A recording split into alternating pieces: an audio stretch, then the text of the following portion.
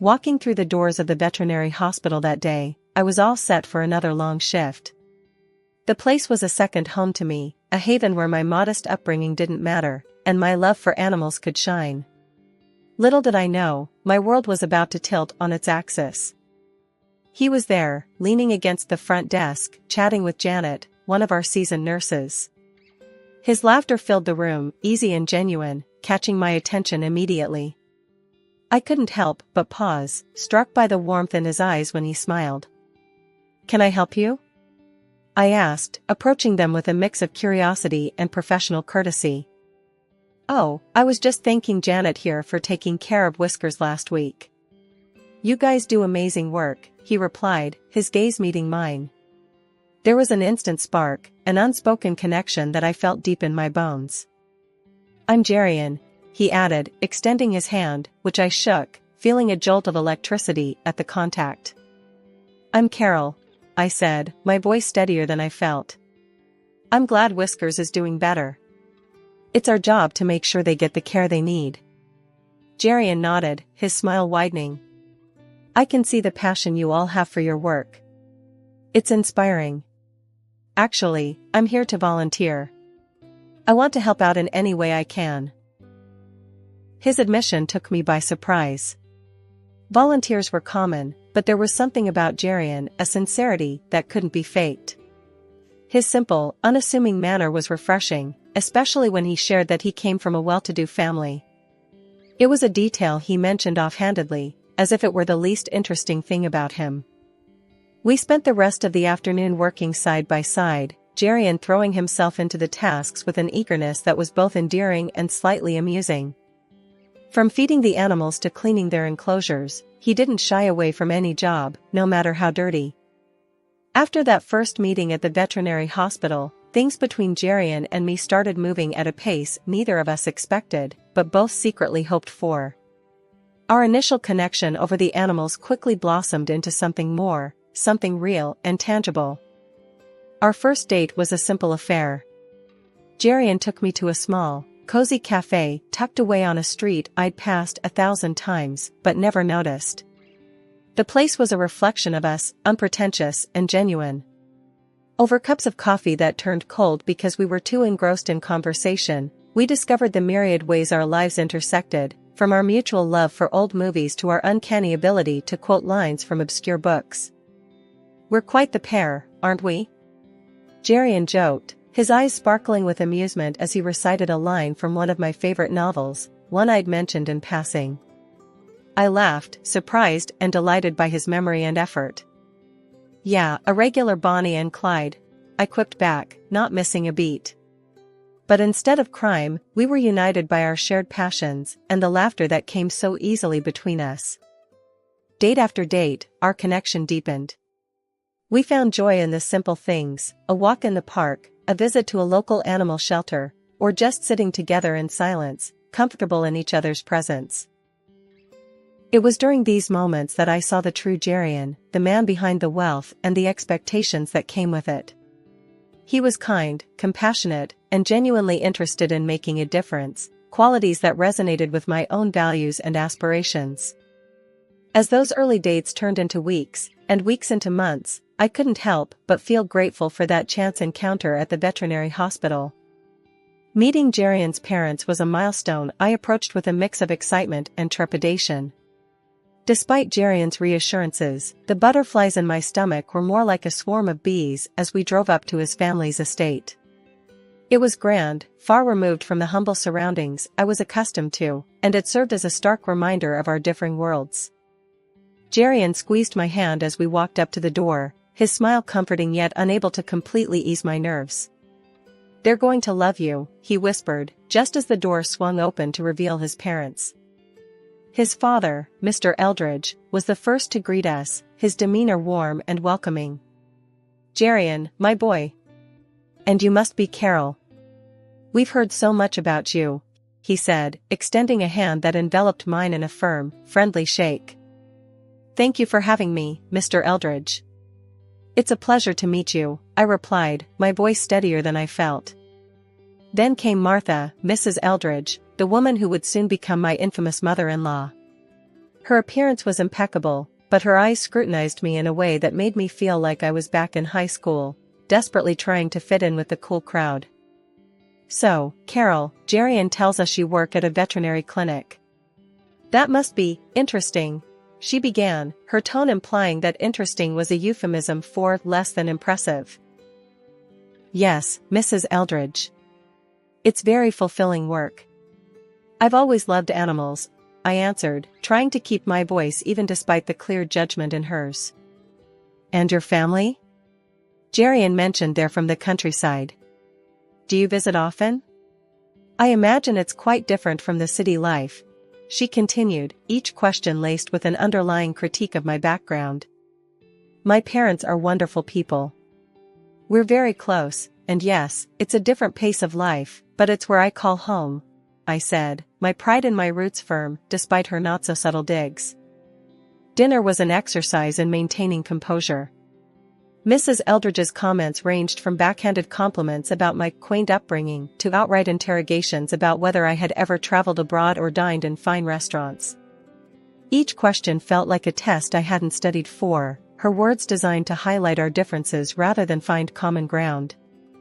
Jerian, bless him, tried to steer the conversation to safer waters, interjecting with stories of our time together that had everyone laughing, everyone except his mother, who seemed determined to find fault in anything related to me.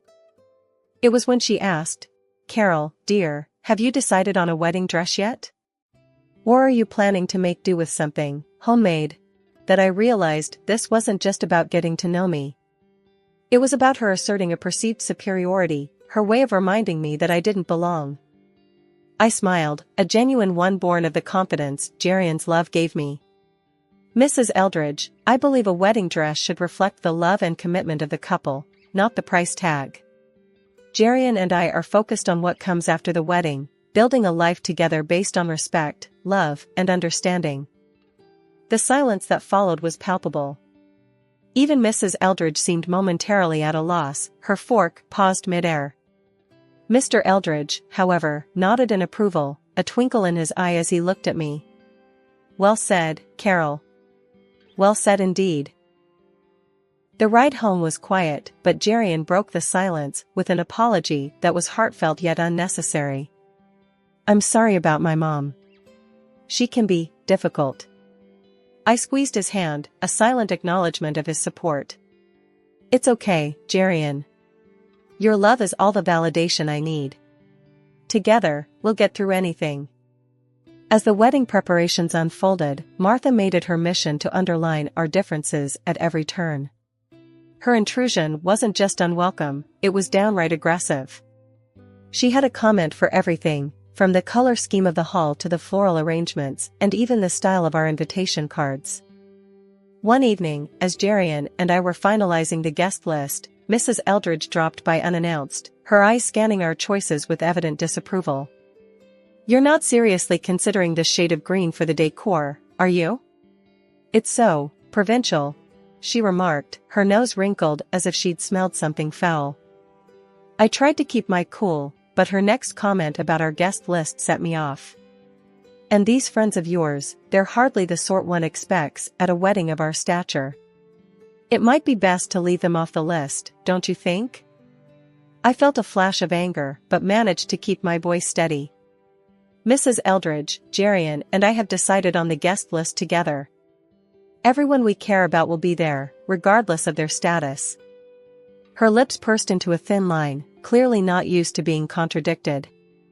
The tension only escalated when she turned her attention to my wedding dress, which I'd chosen for its simplicity and elegance. "That dress," she sniffed. "It's charming if you're attending a country fair, perhaps. But for a wedding in our family? It's hardly appropriate." I bit back a retort, my hands clenched at my sides. Jerian, sensing the brewing storm, tried to intervene, but his mother was on a roll. "And where are you planning to honeymoon?" "A quaint little barn in the countryside?" she asked, her voice dripping with malice. That was the last straw. "Our honeymoon plans are our business," I shot back, the hurt clear in my voice.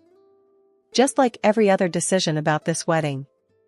It's about what makes us happy, not about living up to some outdated standards. Mrs. Eldridge's eyes narrowed, but before she could retort, Jerian stepped in. Mom, that's enough. This is our wedding, Carol's and mine. We're making the decisions that are right for us. If you can't support that, maybe you should reconsider your involvement in the planning. The room went silent, the tension thick enough to cut with a knife. Mrs. Eldridge huffed, muttered something under her breath about speaking later, and stormed out. After she left, the air felt lighter, as if her departure had lifted a weight from the room.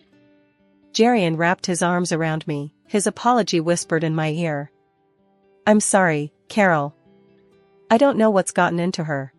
It's not your fault, I sighed, leaning into his embrace. But I'm glad you said something. This is our wedding, our day. It should be about us, not about pleasing everyone else. The wedding day, supposed to be the happiest of my life, started off just like I'd always dreamed. The church ceremony was beautiful, filled with love and promise. I stood there, in my simple yet elegant dress, feeling truly beautiful and cherished, hand in hand with Jerian, my soon-to-be husband. But amidst the joy, a nagging feeling tugged at me. Glancing over, I caught my mother-in-law's expectant look, her smirk barely hidden. It was clear she was plotting something, but I pushed the thought aside, hoping for the best. The ceremony concluded without a hitch, and as we headed to the reception, I tried to hold on to the happiness of the moment.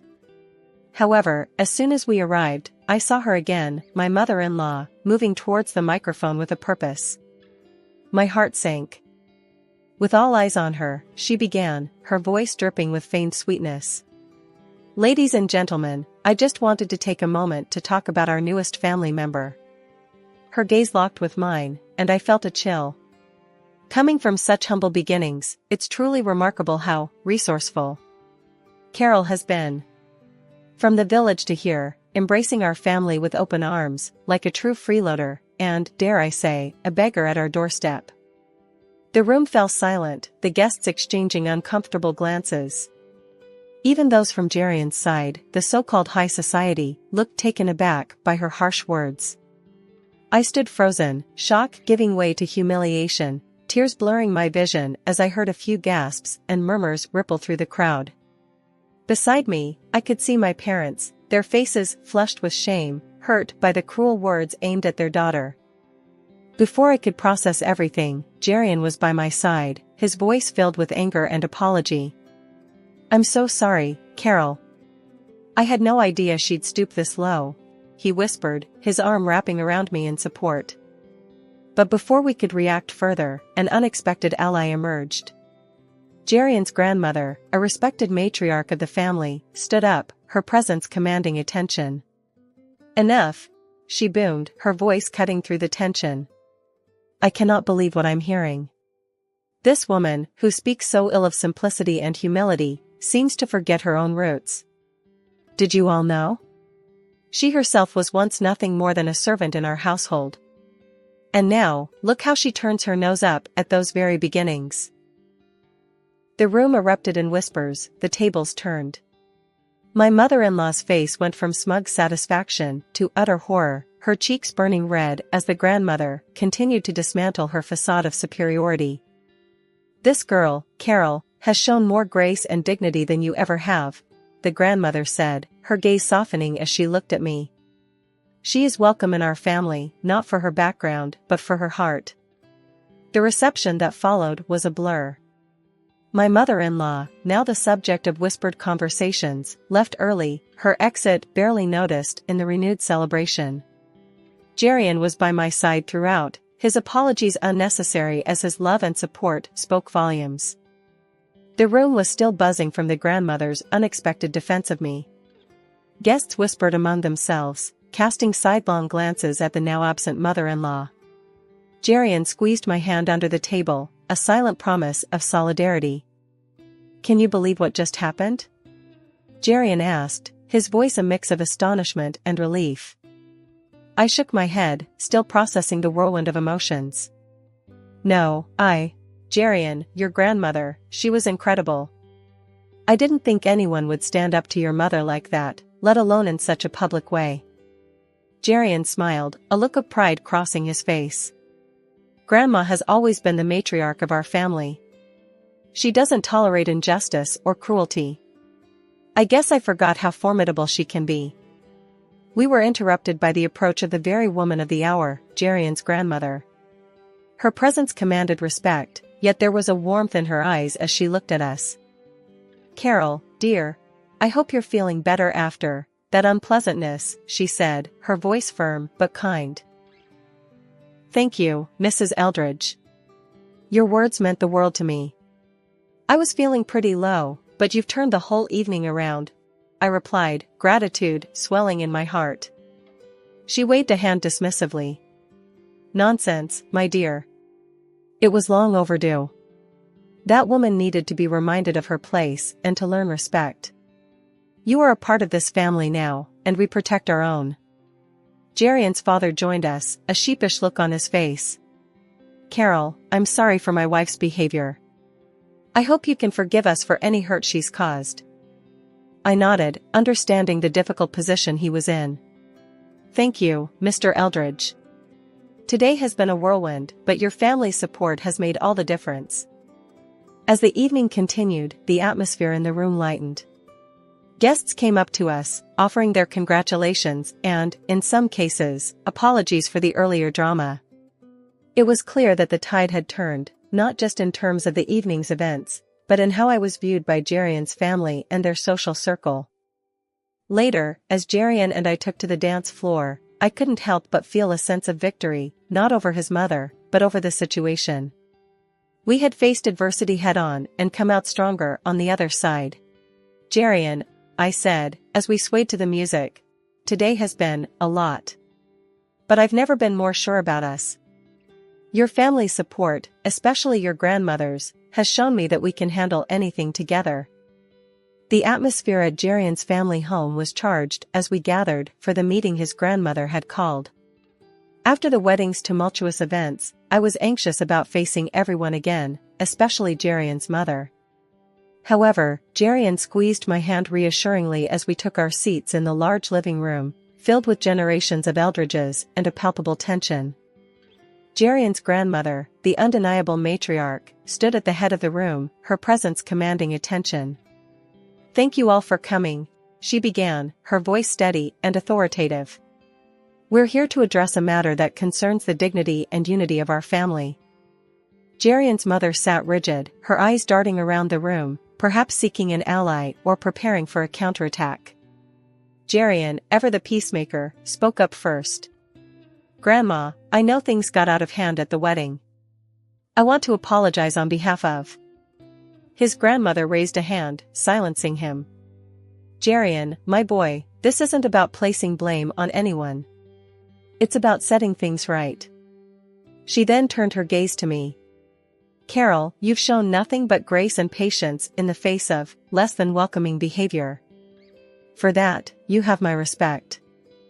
I nodded, touched by her words. "Thank you, Mrs. Eldridge. I just want what's best for Jerian and to be a part of this family." The room was silent, all eyes on us, when suddenly Jerian's mother stood, her chair scraping loudly against the floor. "I've listened enough. This girl," she gestured wildly towards me, "has turned everyone against me. And you," she pointed accusingly at her mother-in-law, "you humiliate me in front of the whole family." Jerian's grandmother remained unfazed. "I stated the truth. You forgot where you came from, and you tried to belittle Carol for her origins. That's not the Eldridge way." Jerian's father finally spoke, his voice firm. "Enough, Martha. Your behavior has been unacceptable. It's time you reflect on your actions and their impact on our family's reputation." The room went quiet again as the weight of his words settled in. Jerian's mother sank back into her chair, her defiance fading. The grandmother continued, "We are a family. And families support and lift each other up, not tear each other down. Carol, you are welcome here, always." As the family meeting began to wind down, with the air still heavy from the discussions and revelations, Jerian's grandmother, the respected matriarch, had one more issue to address. She cleared her throat, signaling that she wasn't quite finished, drawing the room's attention once again. "Now, there's another matter I need to bring to light," she started, her tone serious, hinting at the gravity of what was to come. From her purse, she pulled out a long list, the paper rustling loudly in the quiet room. "It's come to my attention that Martha's spending has been, to put it mildly, extravagant and irresponsible over the past month." The room fell silent, every pair of eyes fixed on the list that seemed to unravel like a scroll. Jerian's mother shifted uncomfortably in her seat, her earlier defiance melting into panic. "These expenses," the grandmother continued, "are not only frivolous, but are bleeding our family resources dry. This cannot go on." Martha, now pale, looked around, perhaps hoping for an ally, but finding none, she turned to her husband, desperation in her voice. "You can't let her do this to me. You know we need the money for..." Her husband, a man who had been quiet for most of the meeting, spoke up, his voice firm and devoid of any warmth he might have previously held for her. "I agree with my mother. It's time you learned the value of hard work, Martha. I won't support your lavish lifestyle anymore." Martha's eyes widened, her mouth opening and closing, but no words came out. The realization that she was truly alone in this, that her actions had consequences, seemed to finally dawn on her. "And if your behavior continues along this path," he added, the threat clear in his tone, "I will have no choice but to seek a divorce. Our family's reputation and well-being come first." The finality in his statement left no room for argument. Martha was visibly shaken, her composure completely shattered. Tears streamed down her face as she looked around the room, perhaps finally understanding the severity of her actions and their impact on those she claimed to love. "After our honeymoon, a blissful escape where the world seemed to revolve around just the two of us, Jerian and I returned to a reality that had shifted in our absence. The news that greeted us was unexpected. Jerian's father had divorced Mrs. Eldridge. Despite his love for his mother, Jerian stood by his father's decision. Mrs. Eldridge, now living in a modest apartment and grappling with the new necessity of finding employment, seemed a world away from the woman who had looked down on me with such disdain. It was a drastic change in fortune that I wouldn't wish on anyone, despite our past. One afternoon, not long after our return, the phone rang. Expecting it to be Jerian, who had popped out for a short errand, I answered, only to find myself on the line with Mrs. Eldridge. The conversation began awkwardly, her voice cold and tinged with the contempt that had characterized our interactions. "I suppose you're satisfied, seeing me in this state," she started, her words sharp. I held the phone a little tighter, struggling to keep my voice even. "It's not about satisfaction. This was never what I wanted."